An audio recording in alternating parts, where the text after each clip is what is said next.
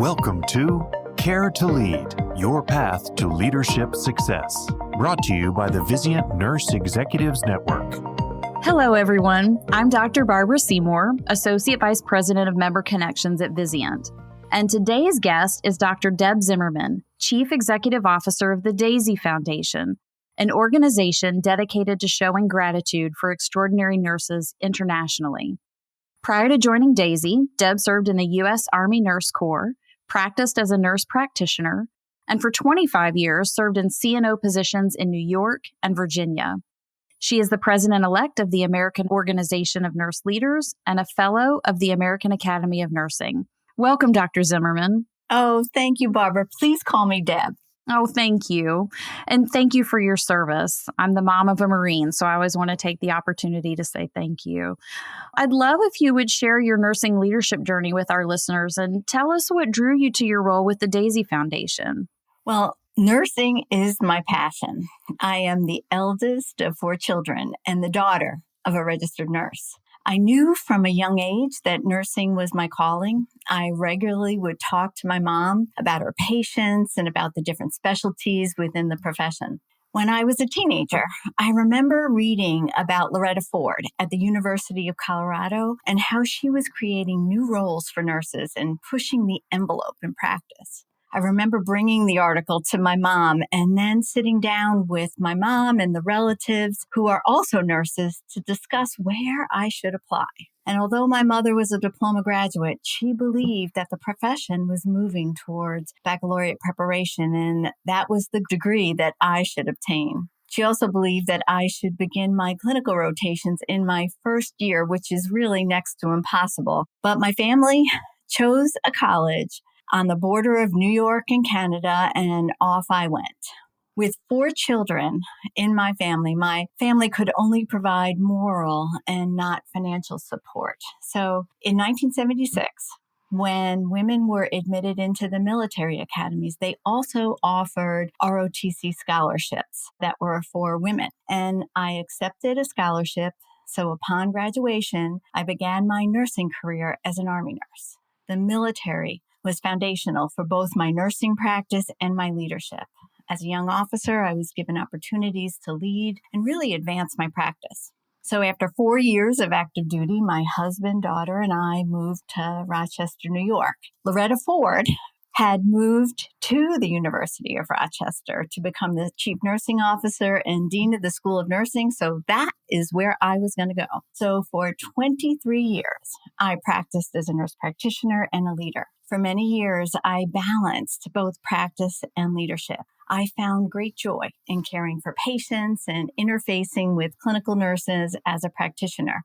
As a chief nursing officer, I had to make a choice. I had to decide between direct patient care and leadership. So I chose to become a chief nursing officer and stay as a leader. I served as a chief nursing officer in Rochester, New York, and in Richmond, Virginia. In both cities, I worked with incredible clinicians who used their knowledge and expertise to improve and raise up the health of their communities. They made a difference in the lives of their patients, and it truly was my honor to work with these teams.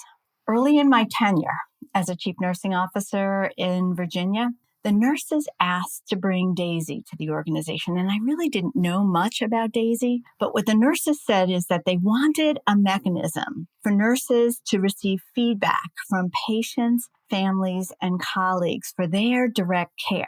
It was an easy yes.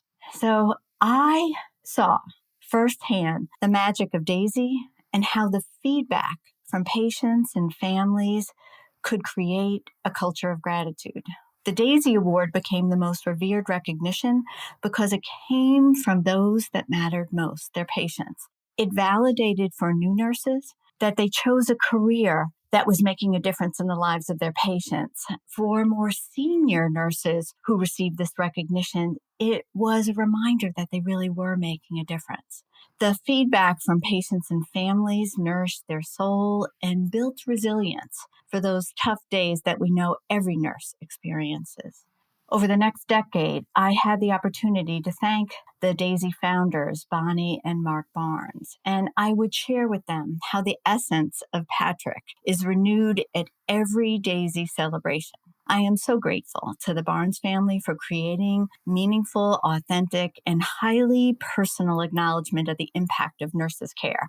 When Bonnie and Mark asked me to become a board member about 5 years ago, I was honored and, of course, said yes. When they asked if I would become their CEO 2 years ago, I was actually floored and again said yes.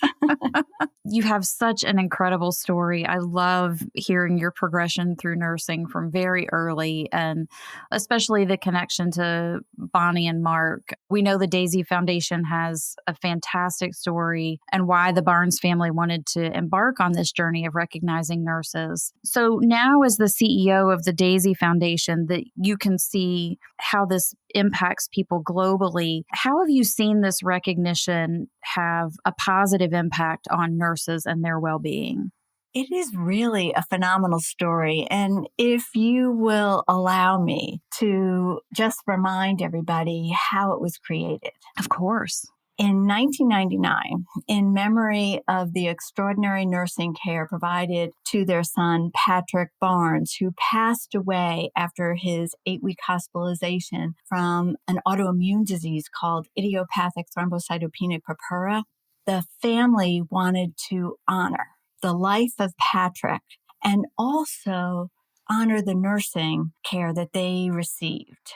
They created the DAISY Award, which DAISY stands for Diseases Attacking the Immune System. They created the award thinking that the award would be recognized potentially only in 10 hospitals. And then when they saw the impact in 10 hospitals, it grew to 100 hospitals. And then they thought, oh, wow, it would be just wonderful if nurses could be recognized with the DAISY Award in 1,000 hospitals. Well, now DAISY partners with over 6,000 healthcare organizations and schools of nursing in over 41 countries. Over 180,000 nurses have been honored, and over 2.5 million nurses have received expressions of gratitude from families, patients, and colleagues. The DAISY Award celebrates individual clinical excellence, nurse-led teams, leaders for creating a thriving environment, nurses advancing health equity, nurse educators who inspire, and even nursing students. In 2005, the American Association of Critical Care Nurses identified 6 elements for a healthy work environment: communication, collaboration, effective decision-making, authentic leadership, staffing, and meaningful recognition. I saw meaningful recognition in Virginia. I saw how that feedback could create a culture of gratitude. Feedback from patients, families, and colleagues verifies a nurse's impact and builds what the researchers have called compassion satisfaction. For example, Vicki Waddell is a senior nurse who received a DAISY Award early in her career. And I saw her post on social media when she received a second award. So I contacted her. And what she told me that she was, over the last year, feeling tired and thinking of retiring. And then she received her second DAISY Award. After receiving this second award, she realized that she had more to give. She was revitalized. And I stay in touch with her. And she is still in practice and she is thriving. Meaningful recognition creates the reserve. It builds a culture of gratitude. It enhances teamwork. It is associated with higher levels of retention. It reduces burnout. And it also creates a culture of innovation, which is something that we really, really need now. Meaningful recognition is not fluff. When I went into nursing, I really didn't think it was important. The American Association of Critical Care Nursing, they studied it in 2005, in 2016, and again in 2021. Meaningful recognition is vital. We know that the last 4 years, that those elements that are necessary for a healthy work environment were rattled a little bit because of the pandemic. And in order to recover and treat and address the pandemic, we had to act differently. And all of those elements were not necessarily in place. So what we are seeing that organizations that have reinstituted and continued to recognize nurses have reestablished those other elements for a healthy work environment are stabilizing the environment so nursing and healthcare can continue to survive. What we are seeing that the opportunity for patients and families to be able to share the attributes that are most important to them actually helps them with their healing process. Researchers have called this therapeutic reflection. It strengthens the relationship between healthcare and the healthcare organizations. The link between nursing and the public is vital and is needed for both the community and the profession. Deb, we just finished a survey on chief nurse executive well-being and would love to see more work done for the well-being of our chief nursing officers as a subset of nurses. As you're entering your tenure as the president of the AONL, what do you see on the horizon for nurse well-being, especially for our nursing leaders and executives? The challenges over the last 4 years have truly been unprecedented. Nursing leaders have led the response to the pandemic and are now addressing workforce and financial challenges. Nurse leaders often place their own well-being last.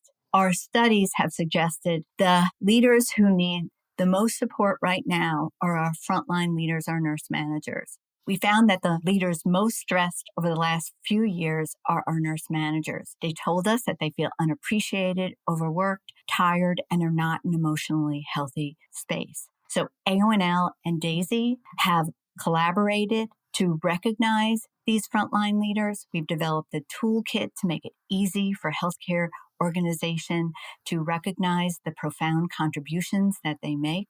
And our goal is now to redesign that frontline leader role so that they have spans of control, which will allow them to spend time on the work that they find most joyful.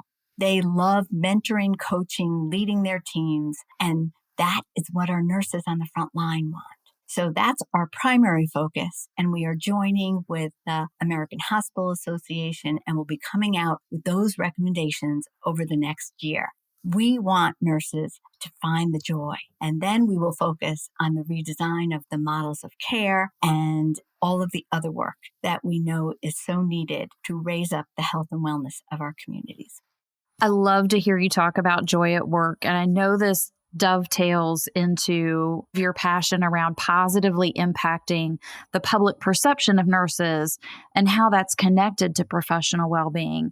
As we close, how can nurses and nursing leaders play a part in shaping that public perception and the well-being of nursing? Oh, my favorite question. You are absolutely right, Barbara. As a profession based in science, we're taught to think and act according to a specific problem. We learn to document from a problem-oriented perspective. We learn how to ask a patient about a problem 5 different ways so that we can develop the best plan of care. In other words, we look at the world from a negative lens. In what other profession is there that we're invited by strangers to intimately share in life's most personal events? As nurses, we have the privilege of untold measure that comes with shepherding humanity through its most vulnerable moments. We have a profound impact, and the bond between nursing and patients, it's our purpose. So much of nursing is positive. This is our purpose, to make a difference in the lives of patients and their families. As nurses, we practice to fulfill this purpose, and we must support the work that brings joy and ties to purpose. And we must bring to ourselves, and we must bring to the public the difference that nurses make. The public values nursing for its specialized knowledge, skill, and caring. We have a social contract in which we're granted privilege and in turn held accountable to the public. The more that we can shine a light on the extraordinary work of nurses and share exemplars with the public, we create a culture that applauds acts of kindness and promotes a culture of compassion. The connection between the public and the profession is essential.